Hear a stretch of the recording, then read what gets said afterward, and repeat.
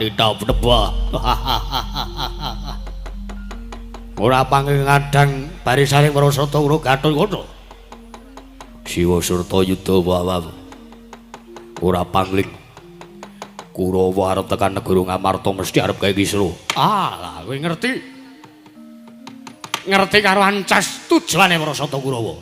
Mula tak anggap lumrah yen to kowe ora basa, ora tata krama karan wong atuwamu Ngastina. Dasar kowe nyoto ayu. Yen to Kurawa arep mlebu wewengkon negara Ngamarta, Gatotkaca sing ora nrimake. Apa apamu? Kena mlebu nang kudu nglangkahi. Satari kudu iso nugel janggane Gatotkaca. Babu Babarawa. Lena paindam tepat data meniki marganing batimu sing lena prapteng lalis Siwa Surta Yuda.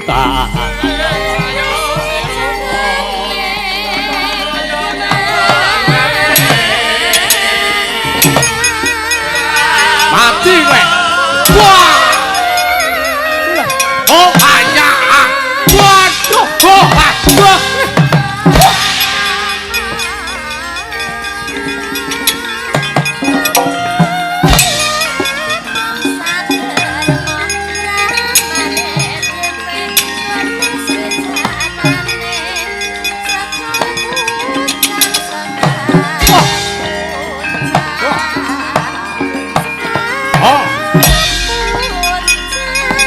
Straight.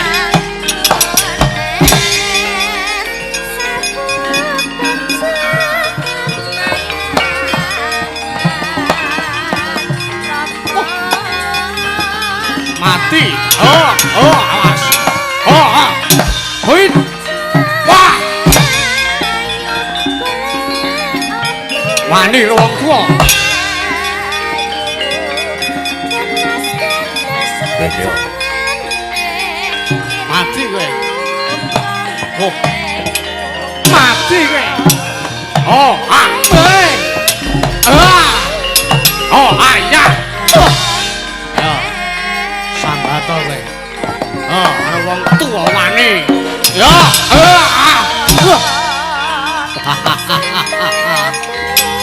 Iki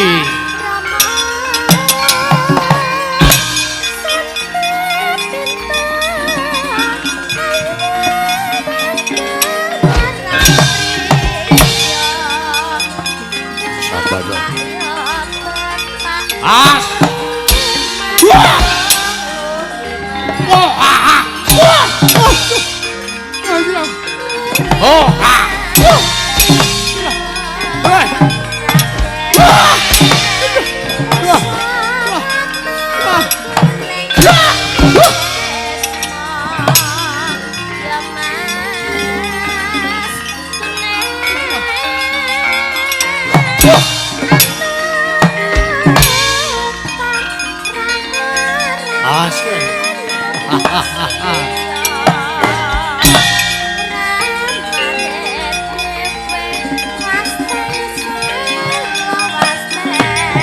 Mati.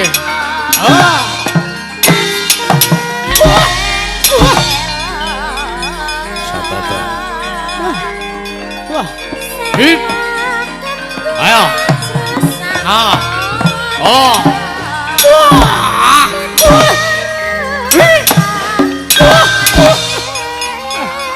Mati aku.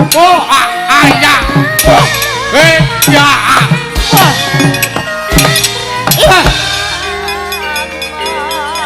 Setan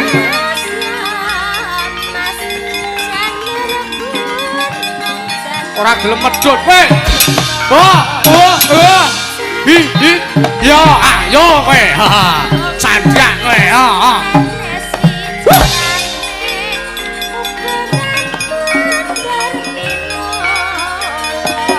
Sini meduna nek ngene.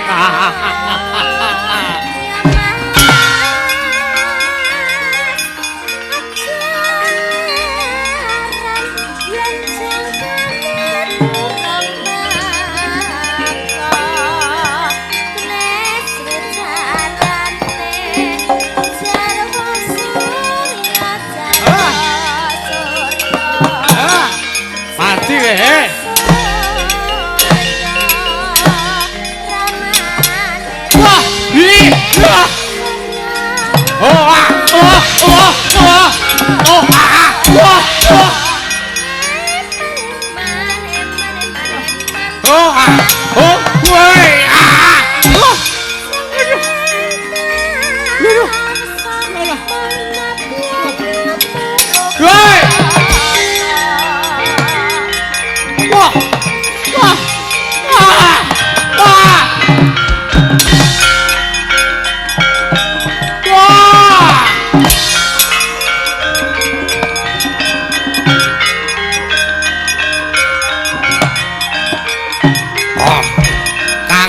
iki piye Kang?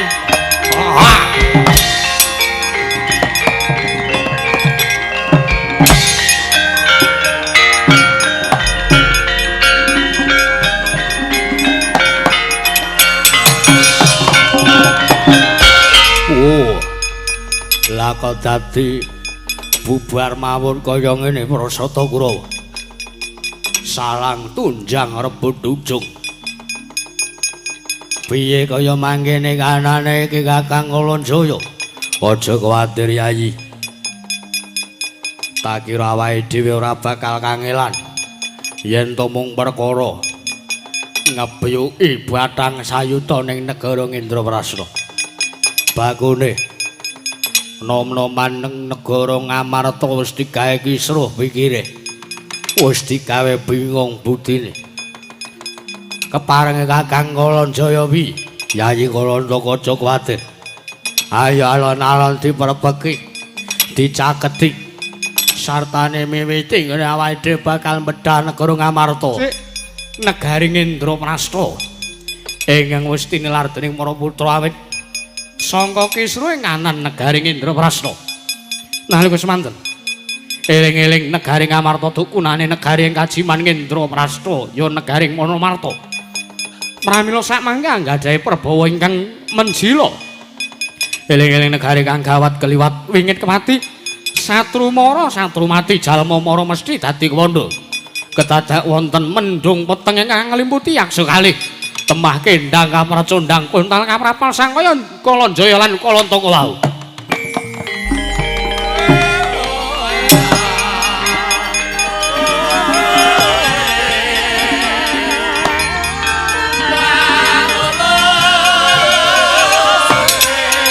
Woi! Wah! Woi! Apa ini? Woi! Woi! Wah!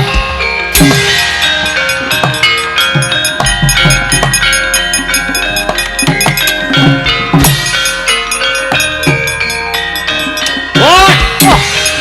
Wah!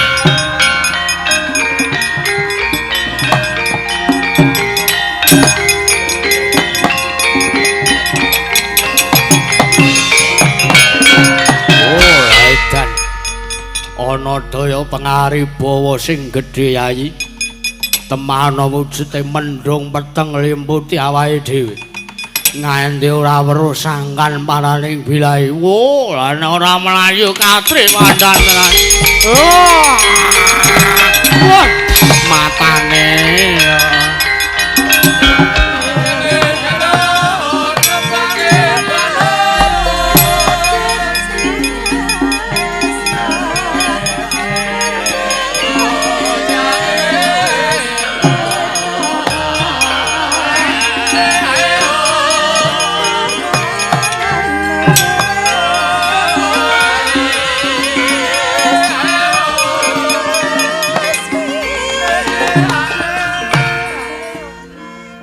Saking kawontenan negaring Indraprastha ingkang geger. Awit saking kridane yaksa kalih. Kocaping kemapan wonten madyaning wana Krendayana. Lenggah wonten madyaning Sela Gilang. Nenggih Sang Dewi Kunthi tali brata ya Dewi Prita. Nalika semanten Gyatin Trim Rudra kaworan bendu. Nenggiri Sang Dyayu Dewi Kunthi tali brata ingkang wis kepareng linggar saking negari Ngamarta. Ing cipta Sang Dewi Kunthi arsa ngupadi pepadhanging ati kumarang Sang Rasmawinta adil tan bangkit pinambeng tan sanenutuh diri paran marga ingkang arsa tinempa. Mila milalu lampus yen to datan kasembatan apa kang sinedya. Tanajrih angambah sonya pringgo amung antut tumampak ing padha krenteking nala saya ratri tatan kendel nggih lumaksana supe dahar tanapi guling kekesing galuh bantering surya datan rinaos temah manjing dadi tapane biar Arahina wancine Bagaskara mangrang sang wayah. Umyong kang riwe Hamara Waryanto. Anjalari lungkrah lesu, lesah, kendel. Sak ngadeping ban mandira. Lah wis wonten dangu sang sayane dangu, kepadi denya guling. Bauto. Ngrai tengkeng mampan wonten ing pasitren Gandara mayit. Nenggih panginja wantahing dewaning perkasaan. Nenggih sang Pandya Betari Durga. Ingkang amrebeki kanunggali sang Dewi Kunthi dadi guragapan sang ayu wau.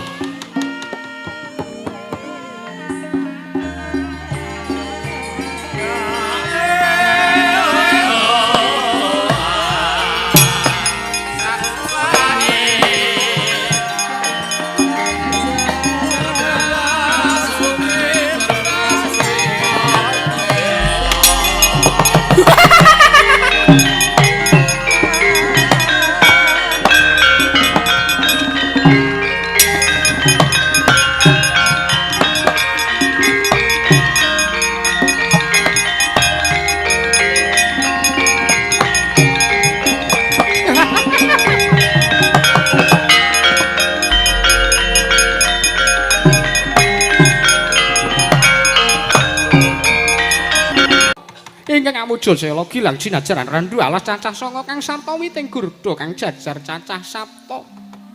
Ana wigati apa Dewi Kunthi ana wigati apa? Sewu lepat aturipun Kunthi kula nyuwun pangapunten. Estunipun anggen kula mapan lenggah wonten ing sela gilang paelenggan paduka menika. Awit kula namung kepengin ngupadi wonten pundi pepajaring manah kula wukulun. Awit lair lan batos ikhlas manah kula Pandya Betari. Bato.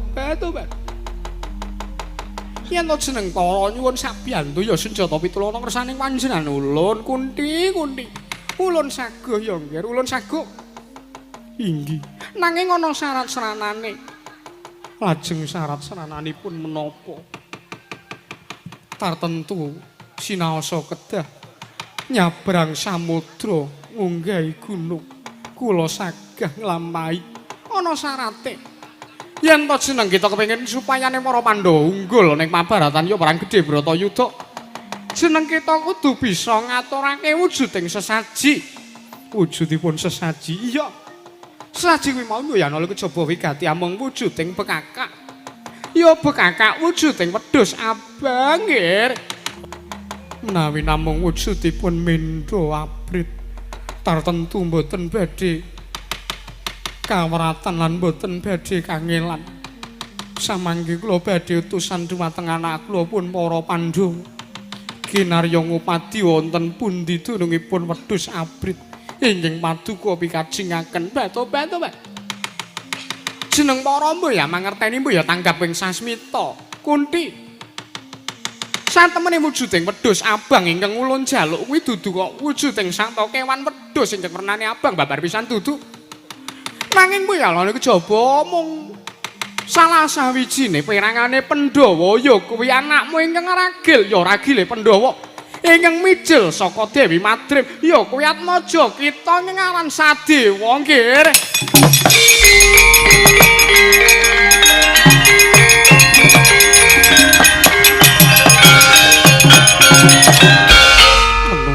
Tatanan wujudmu dewa ning atimu tanpa beda kaya tadine pambegane iblis ora ana jamak lumrahe wong arep nggayuh kamukten kudu ancik-ancik marang kuwandane Atmajaku dhewe ya senajan to Sedewa ya ragil kaya ora mijil saka gagarbane Dewi Kunthi nanging kae wis tak rengkuh tak openi lan tak tresnani tanpa beda kaya anakku dhewe kaya Pandhawa liyane nanging kena ngopo Betari Durga kowe iki wujudmu dewa nanging kowe ora kena dienggo patuladen taun ana windana aku ora bakal sudi ngupadi sartane aku ora bakal njaluk tulung marang Japura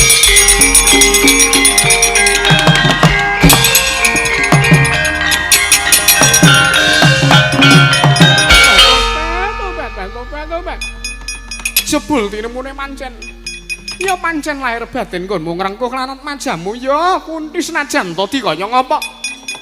Senajan to kowe nampik marang apa kang dadi penjaluke Betari Durga nanging pancen wis kuwi ingkang tak karepake. Ingkang Boyala iki coba wigati amung ngragiling Pandhawa sedya ingkang kudu dadi bekakak. Mula kang saka kuwi panjenengan lho bakal keduga sago golek srana kalika kowe mrene ayo.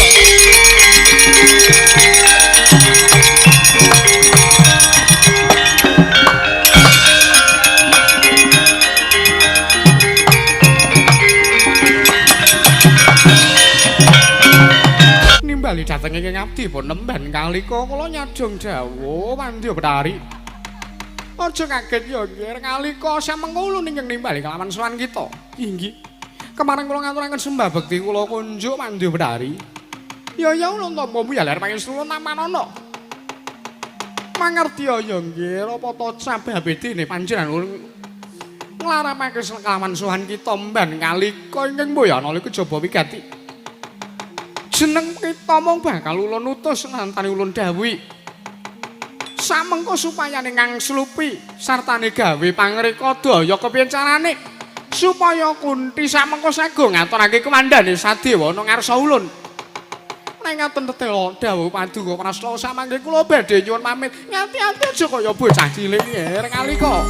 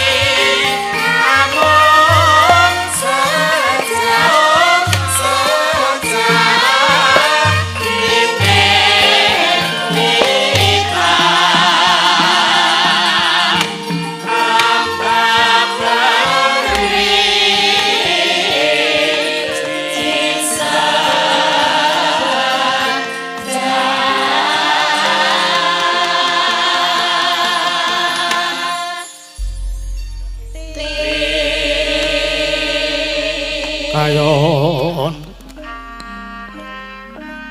kati upeng angin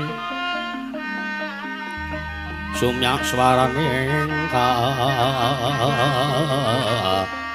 karanjeban samiron-ron mawar kulawan riris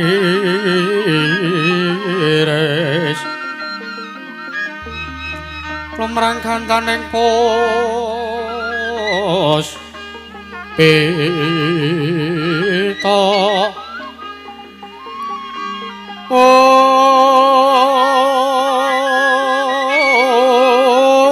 karengganing putyanira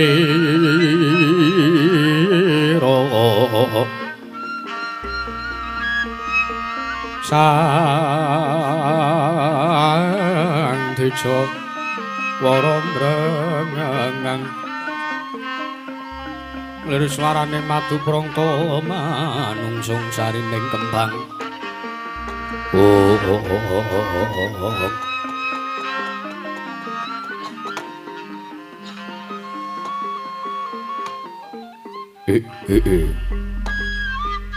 Om ilahing sekaring pawana langgeng Lako teko dadi ora pati nduga mono.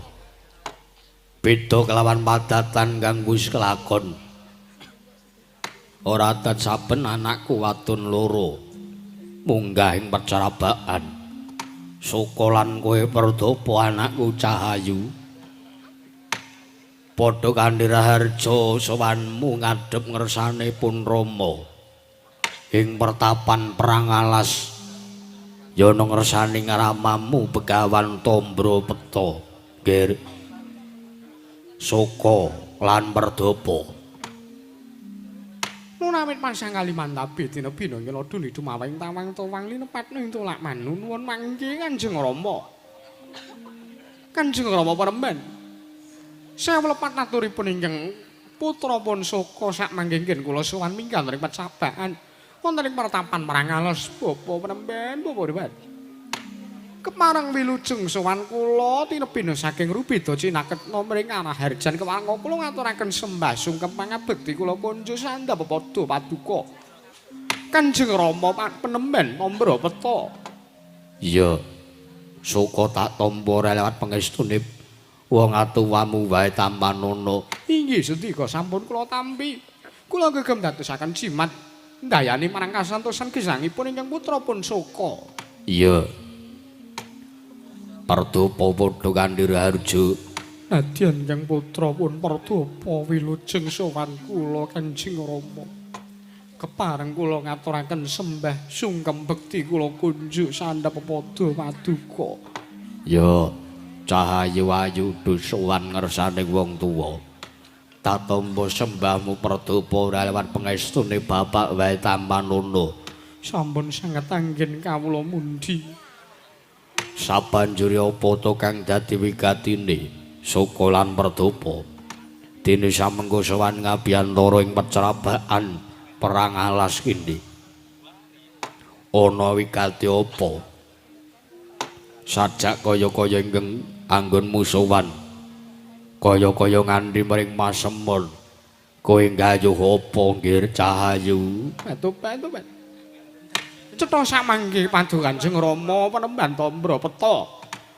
Sampun ngawuning kaliyan sampun pirsa bilih sowan kula menika nggih gegayuhan. Mesti wae ngono.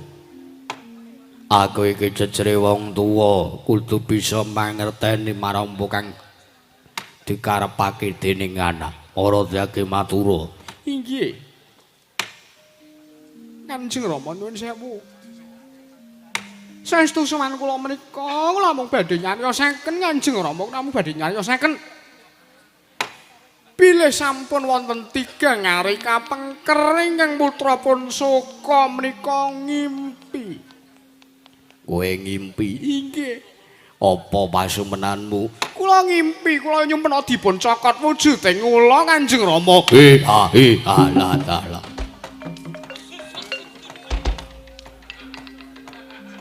Wong kaget kok dadak mbandemi piring barang. Piring diuncal-uncalke. Sangka kagete rasaku. Kowe ngimpi dicokot ula. Inggih. Kula ugi nyumpena dipun cokot dening wujuding ula. Menawi nyokot dhateng jasadipun ingkang putra pun Soko wujudipun ula ijo. Ingkang nyokot kula wujudipun ula dumung. Ngimpi dicokot ula mangka bareng.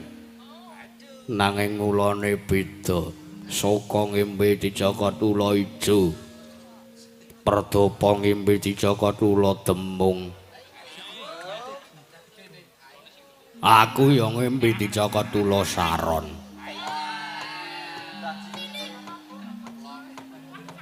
Panjenengan kok wonten-wonten kemawon. Nanging elokipun kawontenan Kanjeng Rama. Wujudipun ula ijo kula kipataken ula malik wujud. Salin wujud dados wujudipun ula sawa. Lho. Gedhe banget kuwi. Semanten ugi kula. Kula dumung kula kipataken malik rupa dados wujudipun ula Dagrama. Wela mbebayani. Mboten saking mriku. Wujudipun sak mangke. Kula kipataken nical wujuding kula dados wujuding kula sendok. Semanten ugi kula kipataken dados wujudipun kula kathok.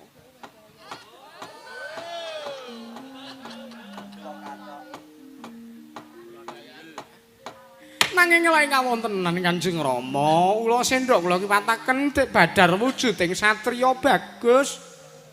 Kamangka sareng kula suwuni priksa sinten ingkang dados kasihipun piyambakipun blaka pilih. Piyambakipun menika satriyaning Pandhawa inggih ragiling Pandhawa. Satriya ing Sawojajar inggih menika pun Raden Nakula. Kula kipataken nical wujuding kula.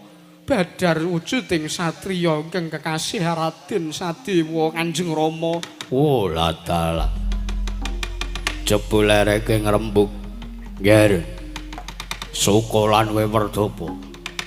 Ora sandadak kowe bloko ning ngarepe wong tuamu aku wis ngerti janjane kowe njaluk supayane kowe didhawuhake dening satriya kembar Ngamarta ingkang aran Raden Nakula lan Raden Sedewa. Batobat. Ora saniroke. Senengane kok lagak-lagian kok ditiroke. Keduga sampe Kanjeng Rama sampun priksa mawon dados legat ning manah kula. Kanjeng Rama sampun wuninga menapa ingkang dados gegayuhan lan gegembolan ing manahipun ingkang putrapun Werdapa. Ngerti wae. Wong ngimpi dicaka tula kuwi werdine bakal cepak marang judune. Ya wis. Aku ora bakal duwe wenang supaya mambengi marang apa kang dadi kekarepanmu saka dene Werdapa. Ya mung wanti-wantiku yen to sak mengko kowe cah loro ditampik tresnamu karo sing jeneng Raden Nakula lan Raden Sedewa. Oh, aja ngluputke marang wong tuamu. Nuwun sewu menapa samangke kinipun padu Kanjeng Rama Tambra peta sagang gayuhaken satru kalih menika. Ora mengko siki. Watak sing dadi watak saka anake Begawan Tambra peta kuwi kudu bisa nglungguh opor bebek. Ayam kula nggih purun. Lho. Anak pendhita ki nek doyan le madang. Mula lemune ra jamak-jamak. Aja-aja engko Raden Nakula ya lemu. Mboten. Wonten masumenan menika Raden Nakula menika mboten kok teges lemu, mboten kok teges kuru menika mboten sedengan. Oh iya. Kaya sing nyaron kae. Nek kae setanting kok kae. Batu niku mawon. Lajeng sampeyan wadu sagung gayuhaken Raden Nakula. Kowe kudu bisa nglungguhi opor bebek teges kowe kudu bisa mentas awake dhewe. Ya jagaya kowe. Lho. Mentas awake dhewe teges mentas apa-apa iso ngrampungi perkaramu kanthi pribadi. Tanpa gandeng marang wong tuwa. Yen kowe gelem sartane kowe sagum budidaya ya mangkata upadinen dhewe rasa dadak konggonan karo wong tuamu. Batu maning ngaten. Kula nyuwun pamit Kanjeng Rama, kula nyuwun pamit. Hati-hati aja kaya bocah cilik.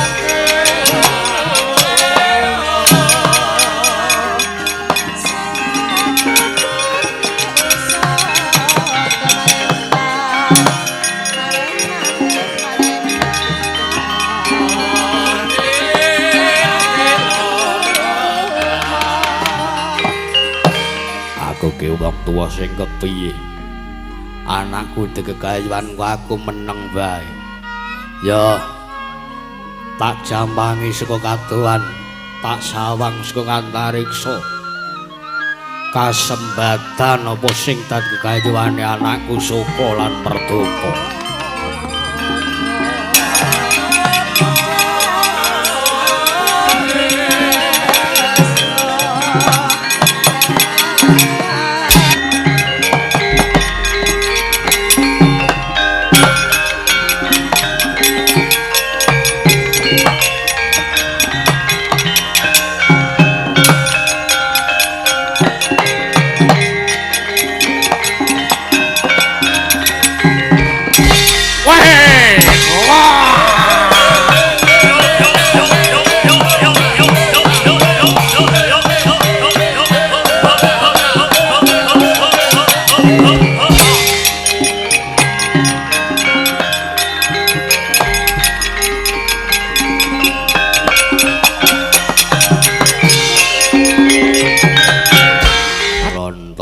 Apa? Usih to. Kowe ngerti wedokan kok terus biayaan. Wah, ayu banget. Yang tengah Lasgung liwang-liwung nemu wedokan. Gosek diteliting kok kek iki panjal maning demit. Oh, ora gagas. Awake dhewe padha-padha li demit. Umpama pancen kuwi demit. Tur narjan ta wujude demit nek urung badar ya enak-enak wae. Wah, cangkemmu nyemelangi. Apa nyemelake? Cahayu mandeg. Atuk, Pak Nyayi Werdopo. Apa Mbak Yusaka? Ana wujude nyaksa loro, ana wujude nyaksa loro iki ngadang lah. Ayo piye iki piye? Iki piye? Wek sapa, Dik? Wedok loro ya tuwek. Nyiji-nyiji oleh nemu wong loro ra. Ditakoni apik-apik wae Mbak Yu. Kowe sapa? Kowe sapa praja kamu? Ngendi dang kamu? Weh lah. Sajake rada gentho iki wedokan iki. Rada gentho mena. Ana wong wedok kok pawakane pawakan lanang ngene iki. Wedok ya ayune ya gagah jelita. Gagah jelita ngene. Ning ora apa-apa. Kowe ngarep apa mburi? Aku mburi wae aku. Kayake cocok dhewe karo aku. Rambute lurus nek sing ngarep ku rambute keriting kok aku mah aku. Nek kowe mau aku wae. Piye ditakoni mau omongan dhewe-dhewe dememeng ora wis-wis. Iya, Cahayu. Dinok doblong sayangku. Takon karo aku iki Raden Mas Kalonjaya Natabata sedasa mangku wanita lima tanpa busana sedaya.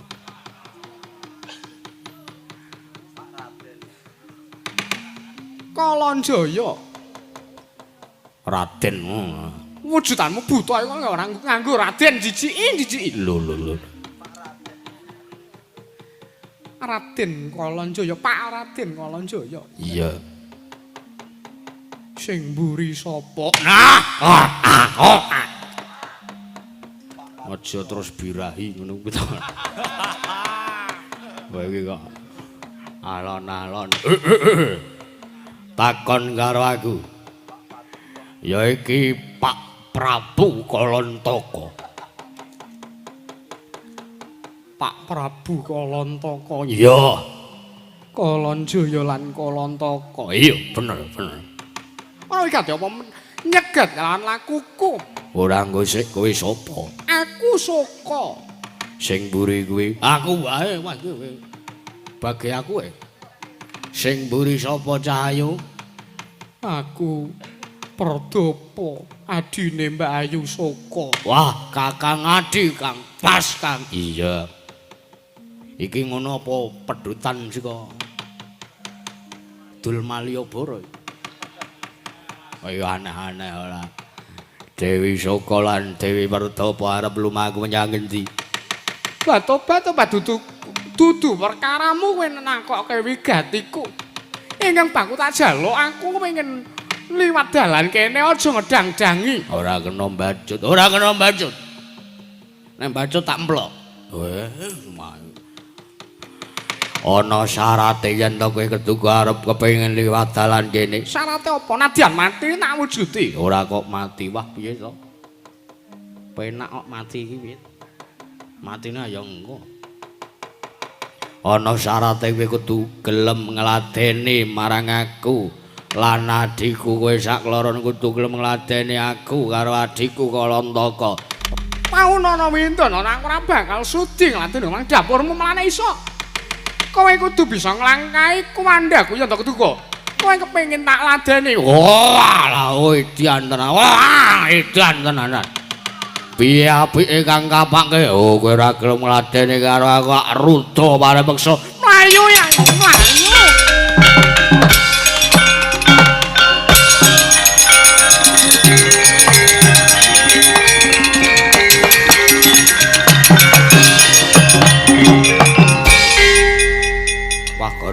kowe kok.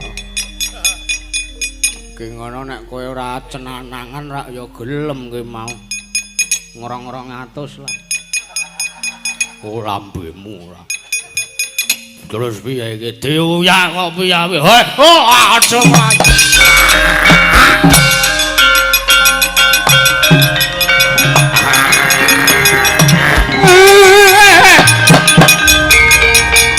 Ene apa ya, Pak? Malah piye, Metro piye? Wah.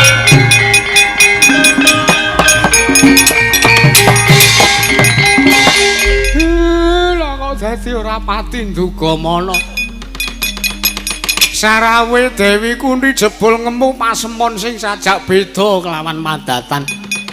Mongko nggone rawuhe arep mboyong Ndara Sedewa. Petro, iki piye Petro? Iki piye?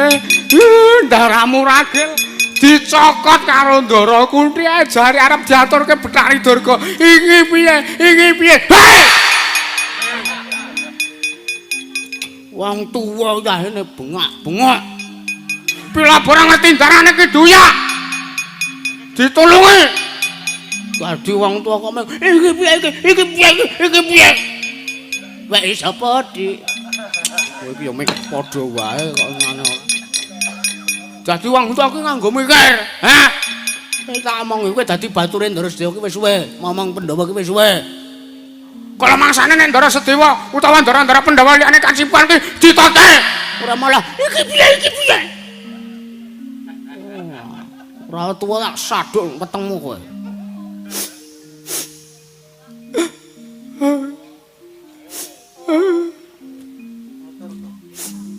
Nangis.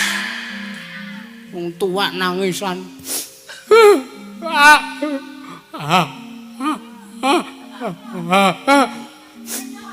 Mesake lho Gong bapak mesake nang panik kok malah tau uring-uring. Aban. Ora urusan ya man. Dadi wong tuwa ora tau mikir kok ora. Nangis. Tuwek nangis. Manggan ora. Apa? Kowe arep nangis. Kok celeng ngono ora. Kowe iki anak mbarep pila borong nglipur atine bapak wae diuring-uring karo Bagong mah. Nek dipikir bapak mesake ya terus. Ha iya. Krembak-krembik. Kang, tanggung jawab, Bang. Ya wis. Wis, Pak, ora usah nangis, Pak.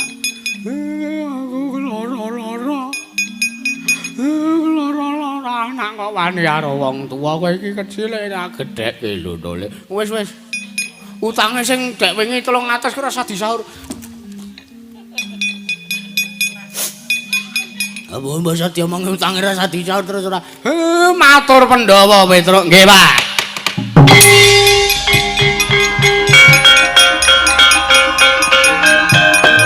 Kebalik. Ayo ning ngarep kok ayo.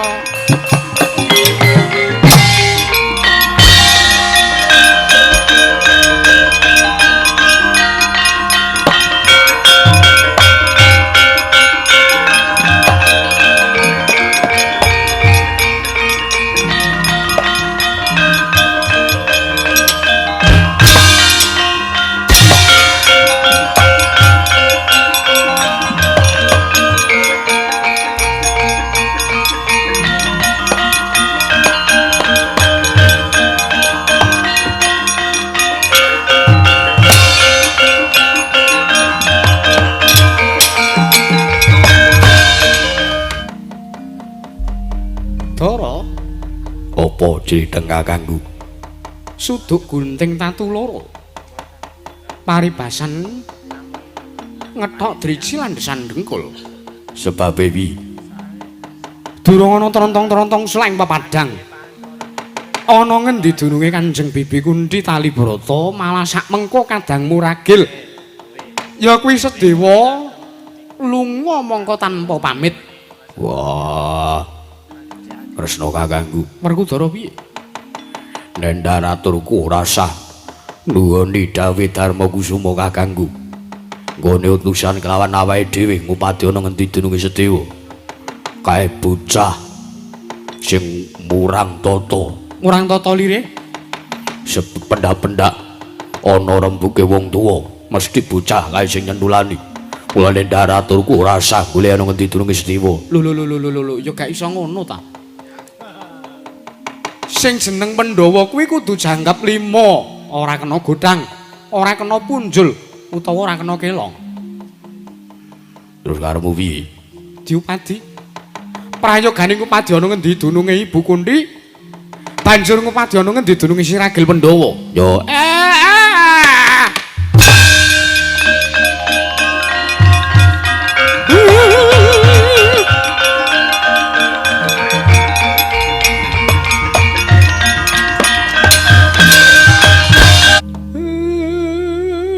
Tewasan Sinuwun Ndarawati. Kakang Semar ana apa? Mlayu-mlayu sowanmu. Tumuli nglumpruk ngrangkul marang aku. Tewasan mengke yen sampean mapan teng mriki. Lah kok mboten mapan teng Datulaya Prajanegari Ngamarta niku sebabe mergo aku ngupadi murcane Bibi Kunthi ingkang sepisan. Ha iki ping pindhone aku ngupadi ana ngendi dununge Sedewa. Mengke riyen. Wau niku Ndara Sedewa rawuh teng Karang Kadempel niku. Lho. Yen ngono saiki Sedewa mapan ning Karang Kadempel Kakang Semar. Lah, mboten. Ngomong sing tenan tak dugang. Sareh to, Gus. Lho, banjur mapane Sedewa ana ngendi, Kakang? Mengke riyen. Ngawuni ngono kula tak crita riyen. Niki wau Ndara Sedewa rawuh teng Karang Kadempel ngendikane diutus kalih para Pandhawa ngupadi wonten pundi. Dunungipun kang Ibu inggih Dewi Kunthi Talibrata. Lah kula nggih menyayangkan nuwun sewu wong Ndara Sedewa niku sanes atmaja asli. Saking Dewi Kunthi sanes bocah ingkang mijil saking go garbaning Dewi Kunthi Talibrata. Lah kok teko diutus golek Dewi Kunthi. Wong ngendikane diutus kalih Pandhawa. Werkudara, apa Pandhawa ana utusan kelawan Sedewa? Ngupadi ana ngendi? Dununge Bibi Kunthi. babar blas ora ana wong utusan. Wah, mbok menawa pancen kuwi mung reka dayane Sedewa. Bocah siji kae ora ana wong dawuh senengane mangkat dhewe. Basa didhawuhi ora tau kok jeneng ngestoke dawuh wong tuwa. Mengke riyen to. Nika dadi seling surup rembuke Kakang Semar wonten dawuh. Sayekti Sedewa nggone lunga saka negara Ngamarta kuwi ora kok diutus dening para Pandhawa. Terus Nanging pancen Sedewa oncat linggar saka negara Ngamarta tanpa pamit. Niki tenan apa pripun?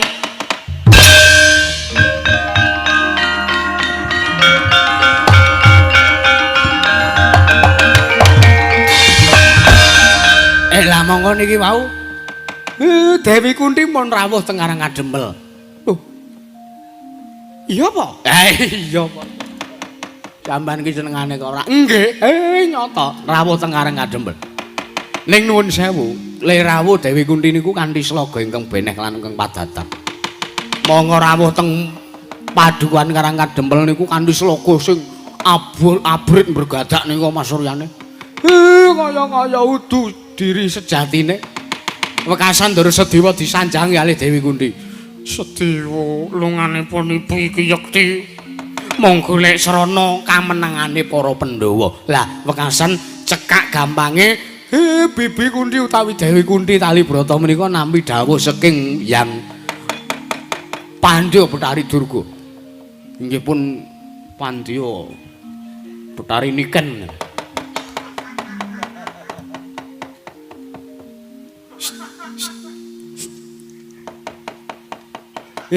Nampi dawuh saking Betari Durga ngendikane nek Pandhawa pengen unggul ten pabaratan perang Gedhe Wiratayuda kedambe kakak wujudipun wedhus kendhit.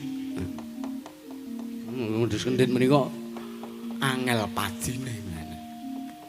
Monggo sampeyan ngupadi wonten Gedhe Wiratayuda. Saya adoh. Lah monggo nuwun sewu, pertalit sakniki mundhak. Jawa mundak niku kula ganti solar. Regane nek ngiwa sithik niku mungkin tekan Gedhong Kuning. Terus sing Gedhong Kuning ngiwa mungkin ngidul. Bunjengan ngono kentekan bensin delalah kentekan bensin teng Sargem. Bare bagus mampir ngisi bensin kalih. Ha mungkin serang kanan.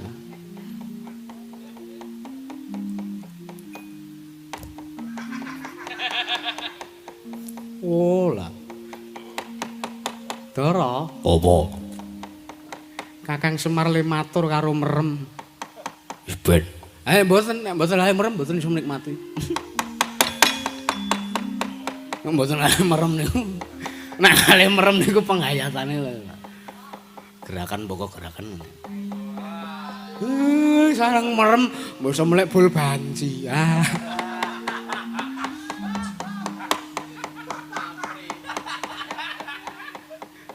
Ya dadi nek arep nyambut gawe ngono niku rasane nek ora di. Mara-mara kok plak-plak. Lho, iki sak geleme dhewe. Oh, kok ya sak geleme dhewe kok. Sari, Bos. Pripun? Deloken iki bapakmu ki. Ki bapakmu ki deloken. Umur kena ora di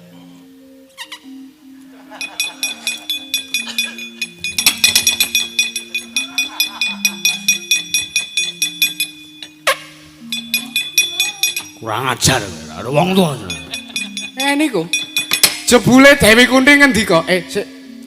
Mau tekan ngendi omong aku? Ah, mbok sing ngomong kowe kok ora. Ngomong ku mangkene iki ora disambi turu.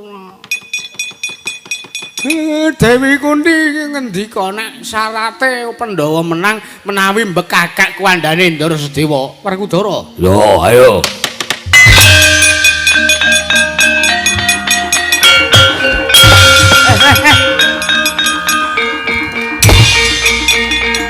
Walah sikake.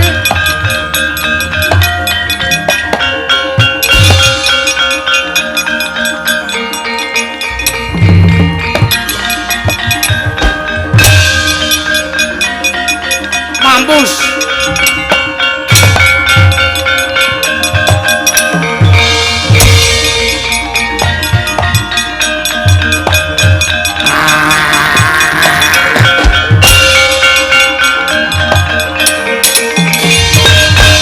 Lenarak-larak Sang Raden Sadewa dening Dewi Kunthi kepanjingan Jim kalika nalika semanten Dubi sumurup citraning Sang Raden Sadewa dadah sakuling manggih kapandhuk beda ring katresnan nenggih emban kalika wau.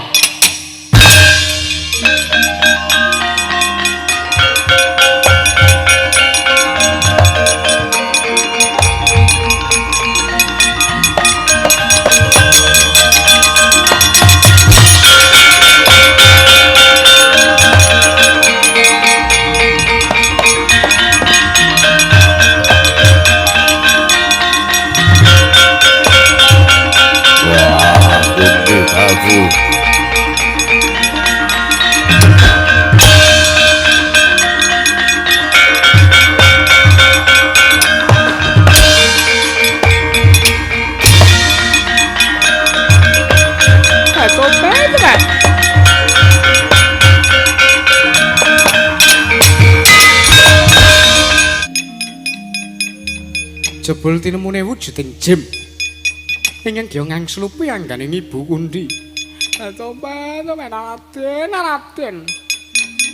Raden Sedewa teko piye Agus ya ampun.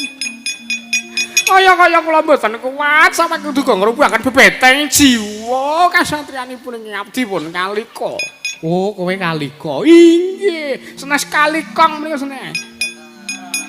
Kula pun Jim kalika samangke niat kula menika badhe ngruda pariwisata panjenengan lho Raden, kula badhe ngruda pariwisata panjenengan. Ning jebul tinemune kula kok malah dadi kesengsem karo Raden Sedewa. Kowe kesengsem karo aku, kowe tresna karo aku. Inggih, leres kersa ki Raden, ngladosi dhateng kula. Ya aku sagu. ngepek bojo kowe aku sagu ning ana syarate. Menapa syaratipun? Megengo napas, megengo napas.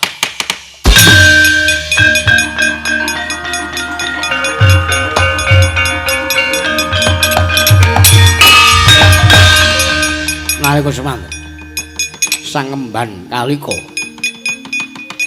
ingkang wis kepareng amegang napas awit nampi dawuhipun Sang Raden Istiwa nalika semanten ing pengangkah arsa dipun suwuni ruba dening ragiling Pandhawa dados sakoling mangke ana perbawangan gedhe nerak sang jim kalika mekasan kontal tebih.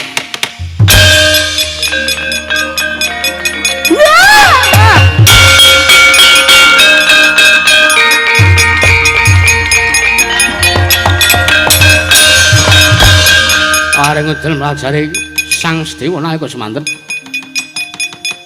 wis kepareng ngunduraken dhateng sang jim kalika ingkang sampun kepareng mijil saking angganing sang Dewi Kunthi Talibrata pocap nalika semanten ingkang kekalangan malaya nenggih sang Mahardi Kengrat ya sang Hyang Bathara Wenang dahat kami welasan amulat citraning sang Raden Sedewa Kyong Jawan Lamanjing tunggal sajiwa lenggah madaning singgasana dadya dayaning sang Raden Sedewa wau.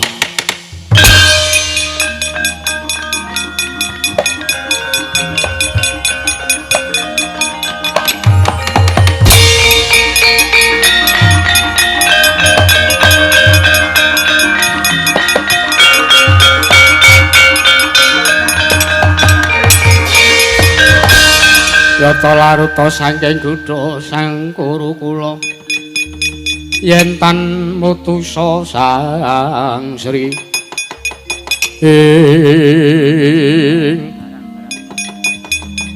nalika semanten ingkang ngramyang ing antariksa nenggih sang Mandya Betari Durga abrit bergadak pasuryane yayah tembaga sinangling ngisi siung sakculaning warak mesestutu ing sang Pandya Betari kaya singa kang weruh kidang nadyan ning paningal wis sumrep lamun totlenging singgasana abdi sang Sadewa wis kepareng lenggah sang Hyang Bathara Wenang parandene mangke mobal babarengan pesun ingkang datan bisa sirep dupi sak kebiaran Pandya Betari Durga enget sabdaning sang Girinata lamun bisane ruwat datanana kang kacintrakan lamun ta wis pinanggih parang waragile Pandhawa inggih sang Raden Sadewa.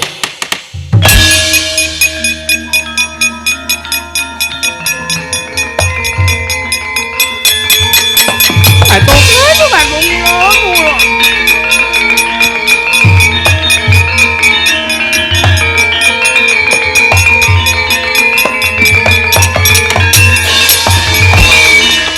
Lelo-lelo linali saya kadriya tresmara marang risang kadirate ya dek ya rate ratune wong cakra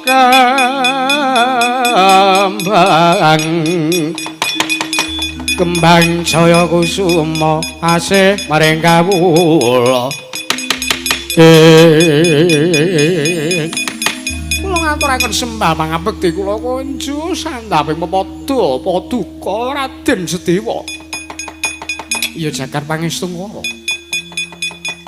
teka iki ora pangling Pandya Betari Durga ingkang sekawit bakal ngruda paripeksa lan bekakak kelawan Sedewa lah keteka sak mengko nglumpuk inggih Raden nuwun sewu sawang kanggen kula dawuh kelawan keng ibu inggih menika pun Dewi Kunthi Talibrata kinarya mbekakak raga paduka Raden Sedewa sakmangke kula emot sabdaning Sang Girinata bila sakmangke saged uwal sukertanipun ingkang abdi pun Betari Durga menawi saged pinanggih kelawan paduka banjur karepmu piye tumuli sakmangke sekawit mobal babaling kanepson kula anggen kula badhe mejahi dumateng paduka Raden Sedewa prasasat kadya dening Siliram Tirta Wahyu Suwindu manahipun ingkang abdi pun Betari Durga banjur karepmu merepeki kelawan Sedewa apa Tumili samangke kula nyuwun Raden, kula nyuwun dumateng paduka kula nyuwun dipun nicali menawi ing dados syukurtanipun ingkang dipun Betari Durga. Kapure samangke kula saged manggih ayom jiwa raga kula gesang kula saged tebih saking Rubeda Raden. Iya. Yen to pancen kowe kepengin ndak ruwat marata diaki. Tatanen rasamu tumungkula marang kang agawe jagat. Iki istanken dawuh Raden.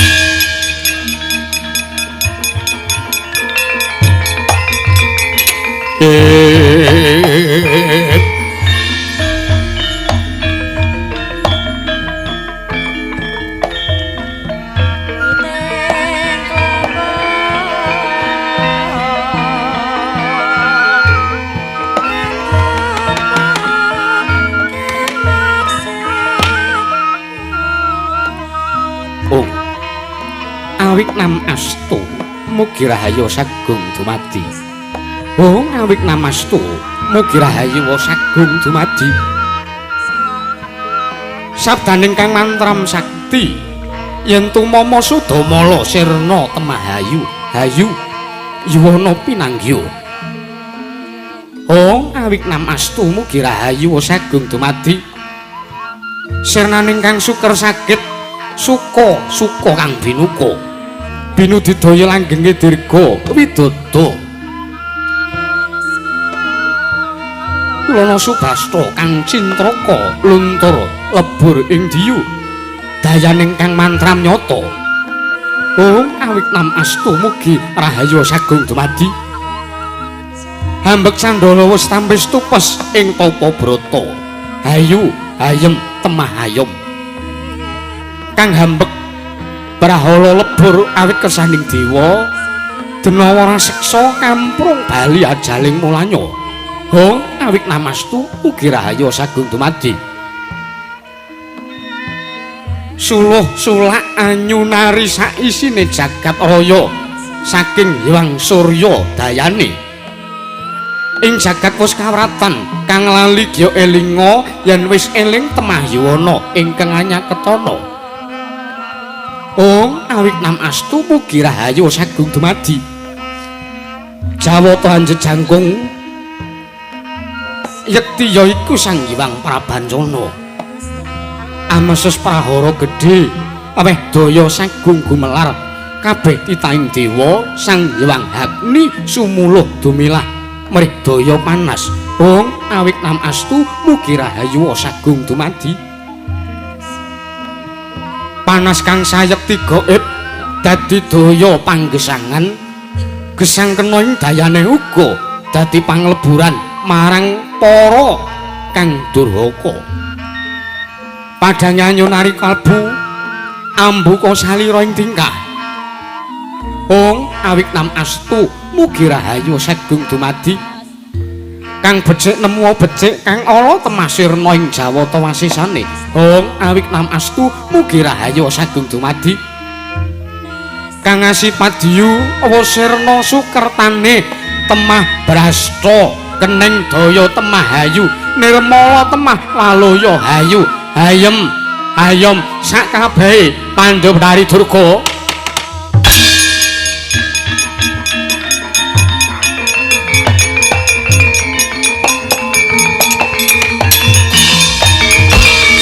Kalih wis pinurwa purwaning hanggo semedi maladining manjing jroning alaming aluyuk piyak kang warana mungkur saka jagating rasa rumangsa nalika semanten manjing jagating rasa pangrasa cipta sing panwusirna kang kalingan mus kaliling nyata langut tanpa tepi semimpen ing kalbu pambuganing warana nenggih liyep layaping aluyuk pindha pecating sumena kang dados musuping rasa jati sawang likna jroning gesang sangat molir laknyana kadi tumatasing kang tirta pawitra. Raden Satya wis nandhake daya kang daya dayane aji pangrewatan maring Sang Pandya Betari Durga nyayah toya embun ingkang marentul ing pepatran tempan kawasa ambirat mara sukertaning Pandya Betari rumambat meningi tirta Marta Waradin sarandung handho nyeblak blendenge ngamurkan dadak sagoling manggi ana juting sulak pepadang mijil saking graitaning Pandhawa Dari Durga saksana ruwat wujuding raseksi wedana wening lir barlian kababar selagane titah jalma wantah nenggih Sang Bathari Uma.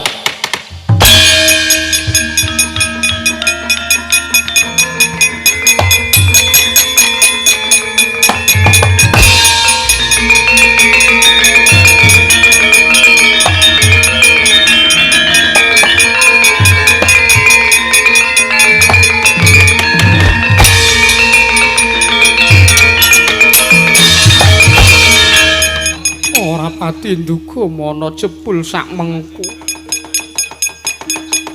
Raden Sedewa kasembadan ngruwat kelawan aku ya Bathari Durga ya Uma. Raden Sedewa kula narimakake dene sak mengko wis kasembadan ngruwat marang jagatku. Sak mengko kabeh bangsaning jim lan kajiman wis padha bali papan asal mulane. Sak mengko wis mapan ana ing alam kelanggengan. Sedewa dene sak mengko kayangan dandang mangure wis awujud taman ingkang kaya mangkono. Bathari Uma inggih iya. Mula kang saka kuwi gandeng aku bisa kasembadan mbok ruwat. Mula kang saka kuwi ya nggih Sedewa. Ulun maringi tetenger pusaka asma marang jeneng kita ya Sadewa. Kekasih Raden Sudamala ya Bambang Sudamala.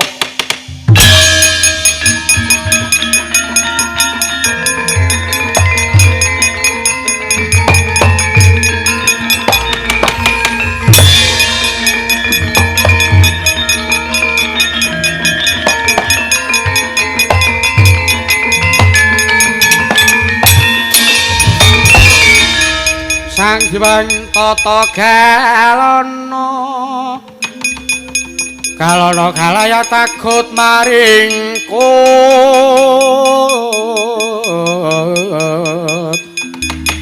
kura rupane kakiri kiri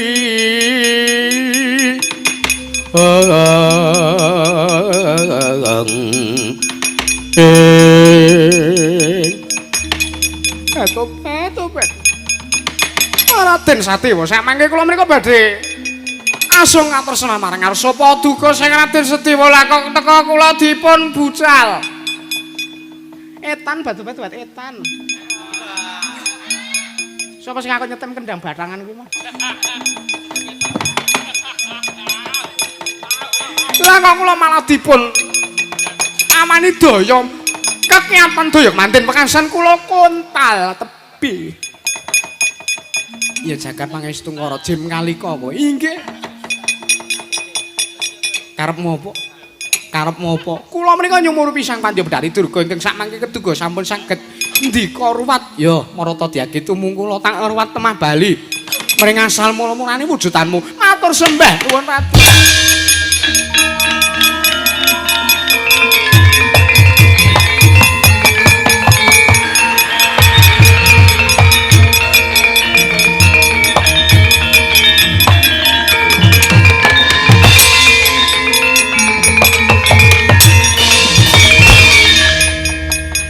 Abdi Panembahan Raminten kula ngaturaken manun ingkang tanpa pepindhan Raden. Iya.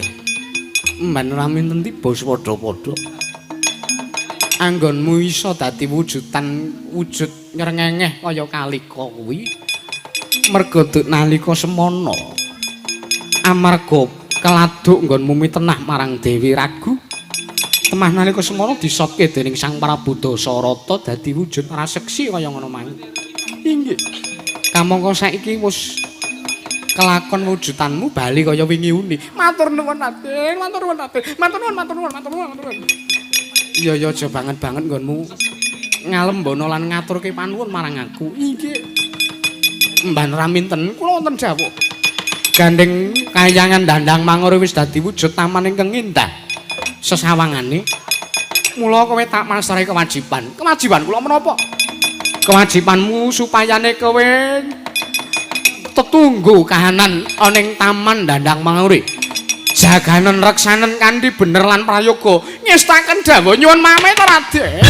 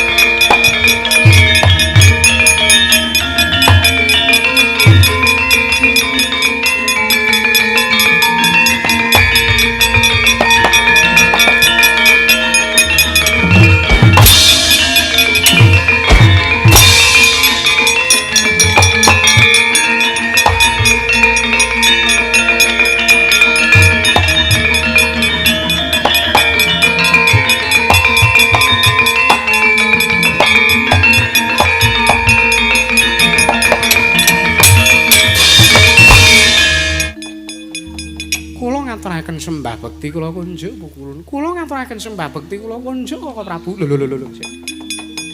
Dara. Apa? Iki kok dadi padha ngapurancang kabeh iki piye to? Jeneng niki sapa sing arep disembah? Wong ilahing Yaya Kresna Ulun Tampa. Kok ngawur aku ki ora nyembah kowe. Ayo ra kena. Sampeyan iki senengane ora. Koko Prabu sampun kantos gadhah sloga ingkang kantos mekaten. Lho, mboten. Kula menika ngaturaken sembah bekti wonten ngersaning Sang Mahardi Kengrat Yaya Ulun Tampa. Tuweane mburi kon minggat. Ora minggat kok lakon tak ruwat saiki. Oh, napa sampeyan pun sagung ngruwat, monggo sampeyan dereng gadah putu. Ayo gawe sithik. Ngene kok ora. Mekaten Bu Kulun. Waduh kok Prabu kula menika malah mboten skeca nek kados. Nggih dipun skecakaken. Nuwun sewu. Makaryan kula menika dereng rampit. Nggih dipun rampungi. Kuwi nek mboten dipun rampungi, mungkin dipun dukani kalian Bu Guru. Lekas sampean, lekas. Yaya Kresna Ulun Tampa. Nggih mriko nek ajeng dirampungi kewajibane nggih. Nyuwun pamit kok Prabu. Ngatos-atos Bu Kulun.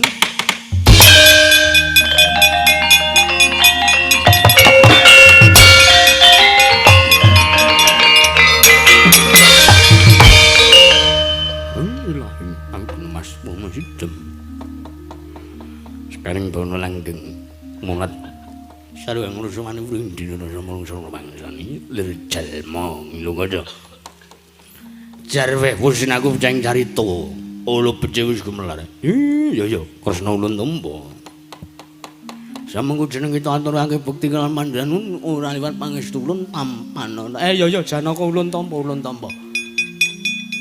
ya Werkudara Ulun Tampa sembah kita ulun tampane pangestu ulun tampanana. Samengko jeneng kita uga paring murun paringi pangestu keduka bakal bisa ndayani tumrap manggisangan kita. Semarake gendeng ora? Ya.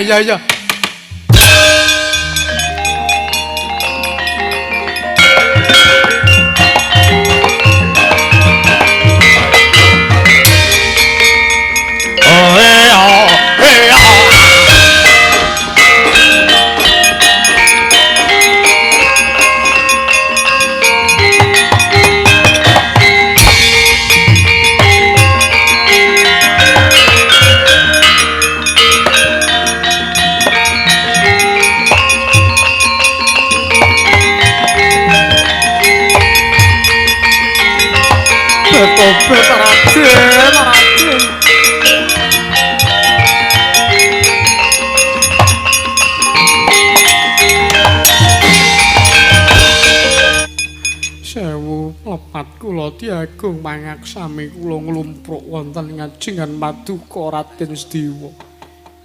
Ya diajeng garwaning pun Kakang tak nono. Ora dadi ngopo Cahayu? Cahayu. Ayo gunung kidulan kok ya. Kula nyuwun senjata pitulung Raden Sedewa. Ternyata paduka lelananging jagat ingkang keduga saged ngorobaken bebeteng jiwa kalangitanipun ingkang abdi pun Merdapa. Lho iki sapa? Iki sapa ana? Pawongan mangka pasuryanmu ayu. Lah kok teko nglumpruk ning ngarepanku ana apa? Kowe sapa? Tepangaken kula putring mertapan prangalas kula pun Merdapa. Menika rayi kula pun Mbak Yu kula inggih pun Soka. Inggih kula namipun Soka Raden. Lan menika adi kula Merdapa, Bapak piyambakipun menika tresna gandrung saestu kaliyan panjenengan. Kowe tresna karo aku? Inggih.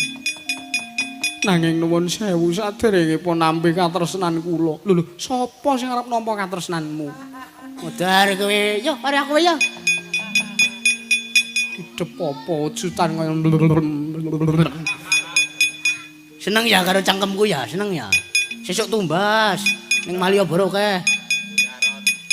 Cangkem kok dituku ning Malioboro.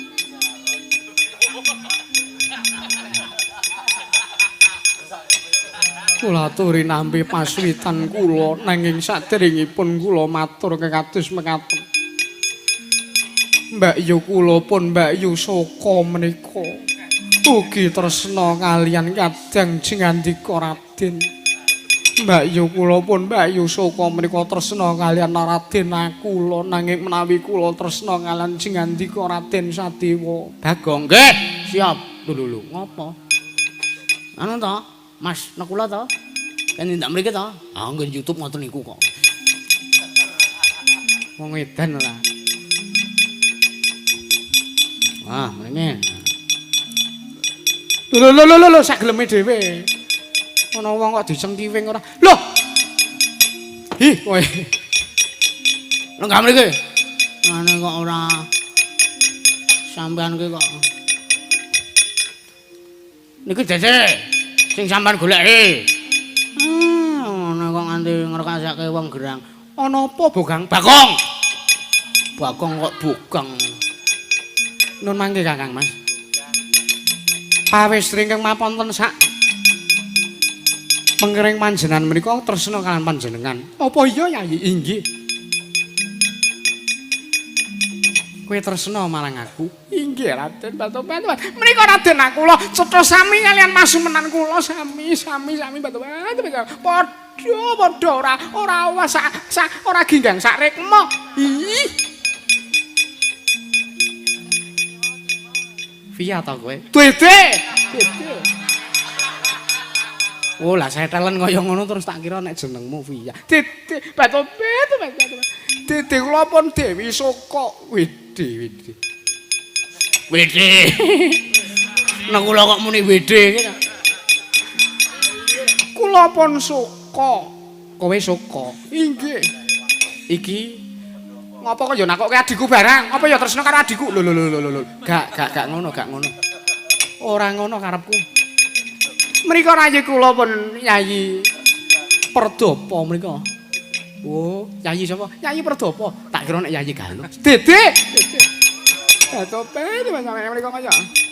Kersa nggih Raden, kersa kula dosi ya yen pancen keparenging Jawata kowe karo aku dadi jodhone, ya aku mung ngari nglakoni. Ya, Batope seneng aku.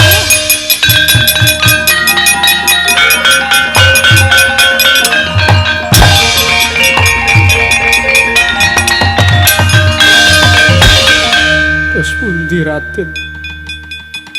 Samangke kula nyuwun dipun maringi senjata pitulung kula dipun bujung-bujung dening wujudipun yaksa kekalih. Nama Kalanjaya lan Kalantaka. Kon tekan kene butane kaya ngapa?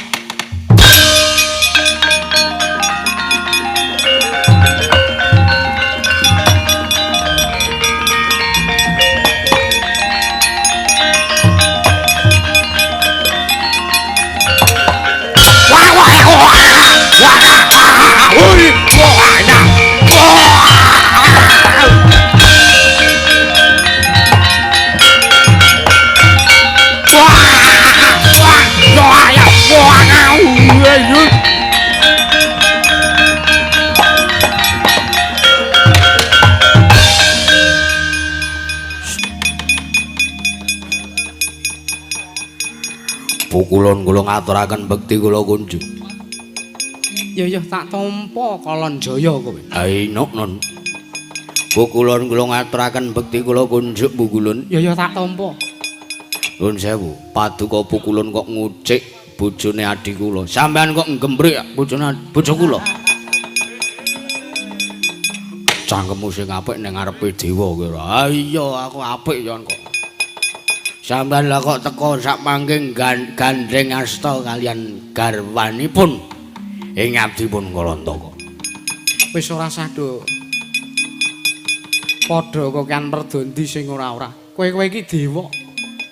Kowe iki dewa lumrahe dadi dewa iki ning kayangan ora kok malah dandan buta arep jatilan ngono apa piye? Waduh. Piye iki, Kang? Konangan kaya ya konangan ya wis badar.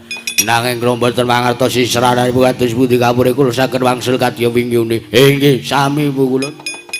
Kados pundi sranipun kula saged wangsul kados wingyune kula bingung. Marta diagil remo rasamu.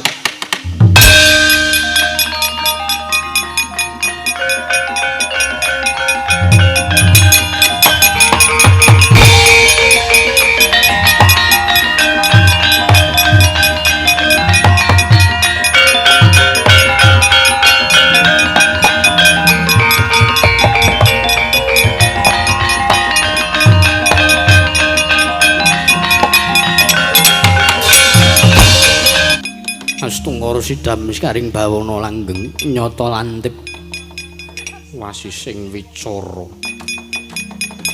Sudamalaya Sabdewa ulun ngaturake panuwun. Nggih. Kendela sami-sami pukulun. Yaksa kalih ical wujudipun badar sejatining wujud Sang Hyang Citra Nggoda lan Sang Hyang Citrasena. Iya Sudamala.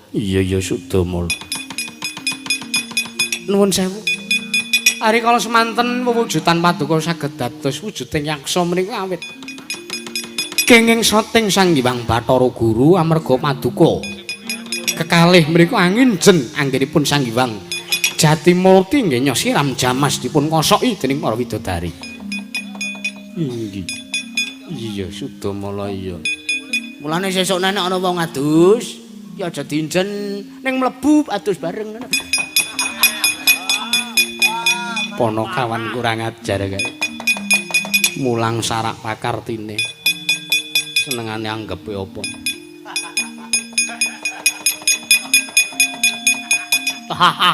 Apa kowe menawa? Ayo adus bareng yo. Gah! Padha lanange kok.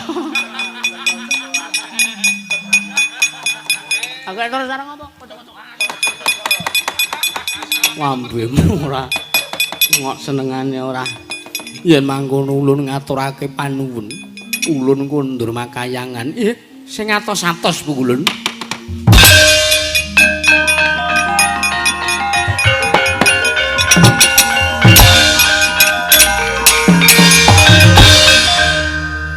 Antarja micil. Gong ora dienggo suluke ta. Antarja micil jroning bantole.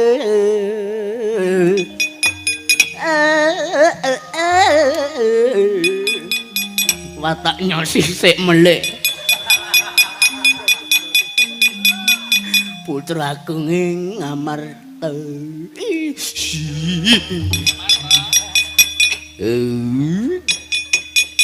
Ngawur ora. Apa neh? Cakepan sulu aku ndek akeh banget. Satri gumunung mangremang. Makiri raro nanggono ronanggana.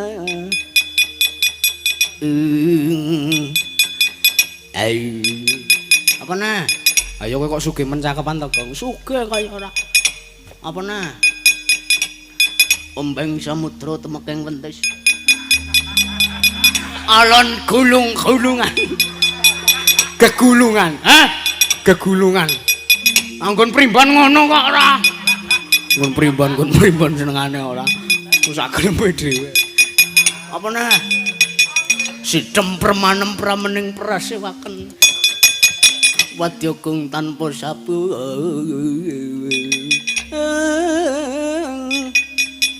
Kaprapan Sang Nalendratama mango-mango manangening nirwu sing tupa pinipanca pepet toking pepet pekepepoting ayam kowe kok entuk cakepan suluk apik-apik ngono ngendi kok hah entuk musik kok ngendi ayo saka Primbon Primbon ora miat langen ning kalanggian aklar pandamu cerat us lambemu satri gumunung mangrempak aku sak kami kemekelen dhewe Antarja kemijilan ana kawan kan dibungkem cangkeme kok sak do sak geleme dhewe ora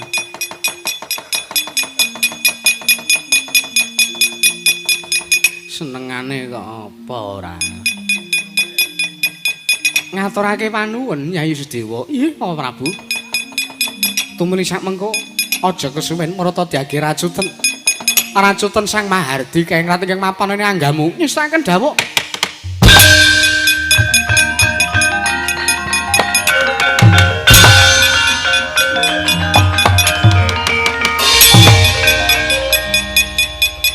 Satri gumunung mangrempak ing wadya.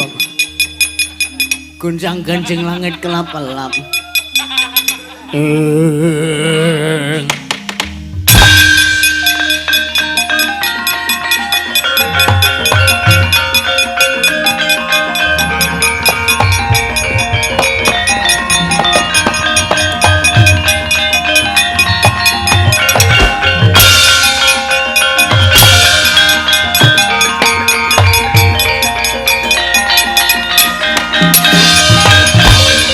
Sawang Kurawa padha peplayon kaya-kaya ora nrimake lawan apa sing digayuh dening Kurawandu. Wah, sebelah kembaranmu tibamu.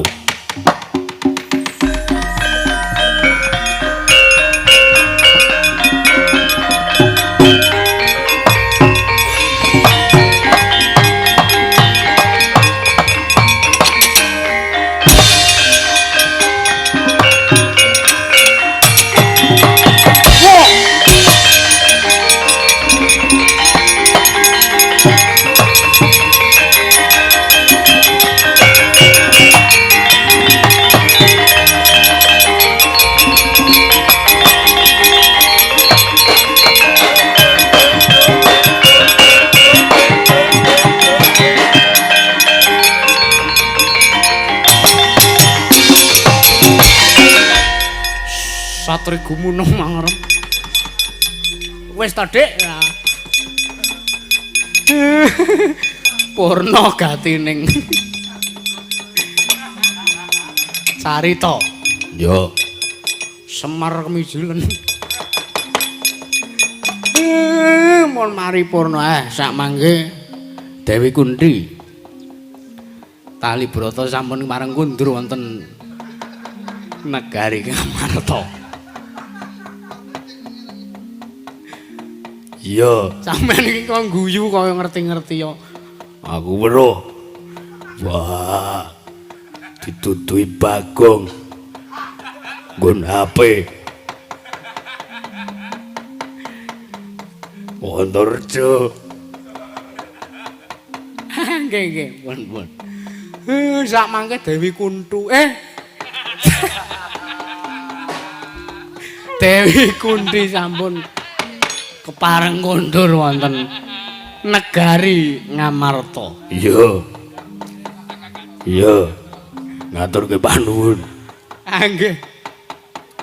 Purna gatining carita kula tutup kanthi atur panuwun rengsanipun DPRD Kutha Ngayogyakarta sak jajaranipun semanten ugi kula sak kanca dalu punika kangge nyeladi lan ngemban dawuh kewajiban saking DPRD Kutha Ngayogyakarta kula Semar Badranaya sarjana hukum ingkang minangka wakil saking jajaran direksi ingkang bertugas kula nyuwunaken Pangapunten kula sak kanca mbok bilih kathah kladuk ngatur muna-muni. Solah bawa ingkang kladuk wani kirang deduga. Wis ana panutupe ngatur matur sembah nuwun Ndara. Slamet to sing nanggap, slamet to sing ditanggap, slamet to sing nonton tanggapan, slamet to sak kabeh-abehane. Satru iku munung. Wis. Nggih. Pungasane ngatur jaya-jaya Wijayanti. Kanthi sesanti mrih manggih Basuki Yuwana tinebena saking Rubeda Cinaketna mring Karaharjan dipun tutup korining Guthaka Ndara.